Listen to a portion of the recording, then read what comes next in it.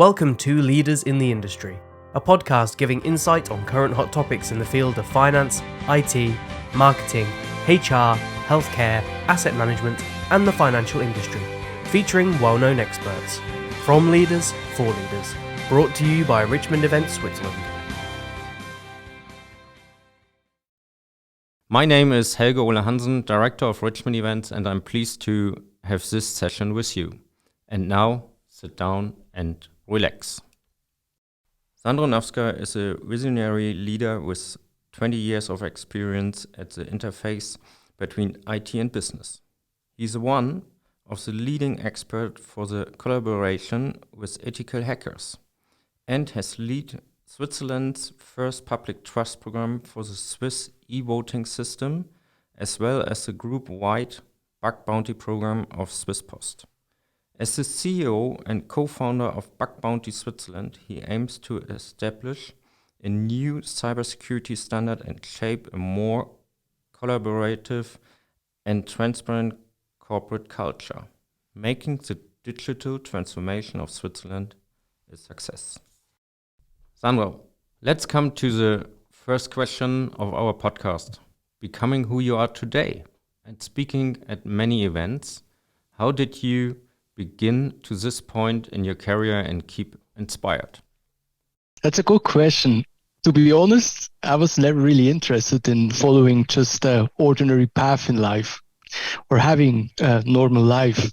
I was always challenging the status quo and how and why things were done. As an example, I became vegetarian in the age of only 5 because it didn't make sense to me to kill and eat living beings. So I always wanted to do things in a way that they felt right and made sense to me. Working for many years now at the forefront of digitalization, I was always frustrated how slow things change, especially in large organizations. But everything changed in 2018 when I came in touch with ethical hackers for the first time.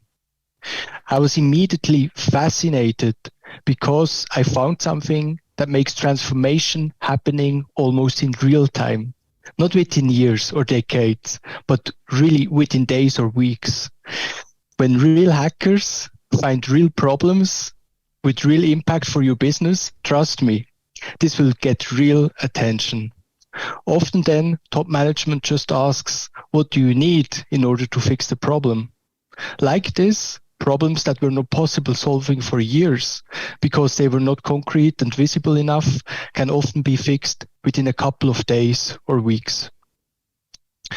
When you have found something so valuable and much needed for the success of your country, I believe it's your duty to share this and to make it accessible for a broader audience. That is why I do what I do and why we have founded Bug Bounty Switzerland now almost 3 years ago. And how do I keep inspired? Well, that's easy. When you're constantly pushing the border of where and who you are, you won't get bored quickly. As a CEO of an uprising startup, I live almost every day outside my comfort zone. It is my job to be inspired and to inspire others. Fortunately, this comes quite natural to me. That's really interesting, especially to show you two sides of your inspirations. How do you apply it to your everyday life, especially regarding your cyber resilience? I think resilience is a very crucial quality of every leader. So is cyber resilience for every organization. What seems to be important to me in both areas is that we embrace our vulnerabilities as a unique opportunity to learn and improve. This is often a paradigm shift because of the common idea that great leaders or great organizations are the ones that are perfect. But that's not the case. The big difference is the attitude towards those imperfections we all have. The aim to always get better, to continuously learn and deal with challenges in a proactive, responsible and transparent way is what makes great leaders and resilient organizations, at least in my opinion. Where is the opportunity to take all the risk as an open innovation for the financial industry? And what are the learnings for you as a leader or for the team? First of all, I think it's great that you refer to the collaboration with ethical hackers as some form of open innovation, because that's exactly what it is. Look, the internal capacity for innovation within an organization is limited just by definition.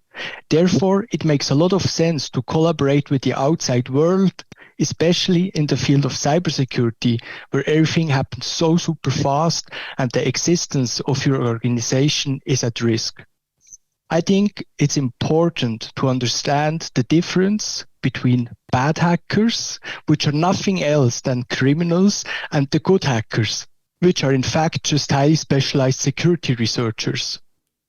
Ethical hackers act in good faith and just want to help you making your IT systems more secure and protecting you from the bad guys. They will help you to proactively discover and close hidden security gaps so you become more resilient. At the end of the day, this is really about life or death. And your risk assessment will show you that the opportunity and benefit of working with ethical hackers is much higher than the risks. Let's go a little bit more deep in the part of cyber resilience and talking about this. What do you see in the future for the companies, the teams, and the leaders?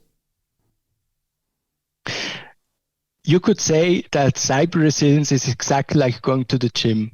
You should really work on it every day, make it one of your main priorities, and constantly push your limits. The best way to train a cyber attack is to work with real hackers and let them test your real systems, your productive systems, not just some test environments with fake data. But very often I hear, you know what, we are not ready yet. But that's like saying I only go to the gym once I am in perfect shape. You just need to start right now exactly where you're at. Like this, you will get better every day and will know exactly which are the problems with the most leverage. The future will bring many challenges in a rapid pace. Most of them will be outside your comfort zone. So I think what companies, teams, and their leaders really should do is to learn how to become comfortable with the uncomfortable. This has a lot to do with mindset and company culture. In my opinion, also in the financial industry, speed of implementation has become more important than perfection. It is not anymore about proving how perfect and flawless you are, but to embrace how vulnerable you have become. That's really challenging, especially if you look to both sides. And just, do you have 3 tips on how to more resilient for our listeners? Well, usually when it comes to cybersecurity, I would say take care of the basics, which are in many organizations still a problem. But I think in the financial industry, it is quite different. This is definitely one of the most cyber resilient industries already. So my 3 tips, especially for the financial industry, would be: first, bring your vulnerability management to the next level. This is much more than just patch management. It's about new forms of collaboration within your organization, but also with suppliers, authorities, and ethical hackers. Second, know your CISO, your Chief Information Security Officer. Well, if you don't have one yet, that's where to start. Otherwise, make sure he really is considered C-level and operates on top management level with direct access to the board. Third, focus on opportunities, not just risks. Especially in the financial industry, due to its heavy regulation, the fear of risks and not being compliant is omnipresent. This kills also a lot of innovation. So especially in the financial industry, it is important to create fearless environments where innovation, fun, and opportunities are predominant in order to reinvent yourself for the 21st century, because that's exactly what's going to be needed. Before we get to our last question, What do you think makes a good leader? A good leader, in my opinion, is somebody that is able to create an environment and a culture full of purpose, fun, and growth. While many probably agree with purpose and growth, one could argue that our workplace is not to have fun, but to work in a serious way. In my opinion, fun is one of the most undervalued drivers for high performance, especially in the traditional work environment like the financial industry. If people are in a mental state where they smile, treat each other with respect, and not take everything utterly serious, including themselves, they are set free to innovate, make mistakes, and become the best versions of themselves. For me, a good leader is also somebody that is bold and set new standards for himself and his environment. Somebody that stands up for you and your mission, takes responsibility and does what needs to get done, especially when things get tough. If we look to the Richmond Financial Industry Forum, it's your first time over there. Could you give us a small teaser into your topic? What exactly are you going to talk about for the Richmond Financial Industry Forum? The headline is How Ethical Hackers Help the Financial Industry to Master Digital Transformation. Sure, with pleasure. I'm really, really excited to speak in front of such an amazing audience in May. Working with a global community of ethical hackers and highly specialized security researchers really is a game changer, also for the financial industry. In my keynote, I will reveal which paradigm shifts are needed and how we can successfully master them despite all challenges. Something I really want to focus on is the unique legal construct of a bug bounty program, which we call the Triangle of Trust.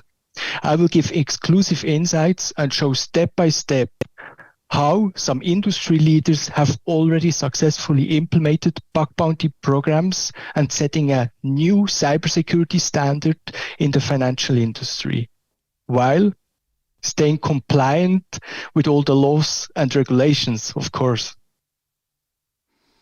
Perfect. Sandro Nafzger, herzlichen Dank. Thank you very much for this exchange with you and looking forward for May 2023. Thank you. Thank you very much. This was Leaders in the Industry, brought to you by Richmond Events Switzerland, organising one-of-a-kind strategic business forums for executives since 1990. Follow us on LinkedIn, Instagram, Spotify and richmondevents.ch to stay up to date with our podcast and news.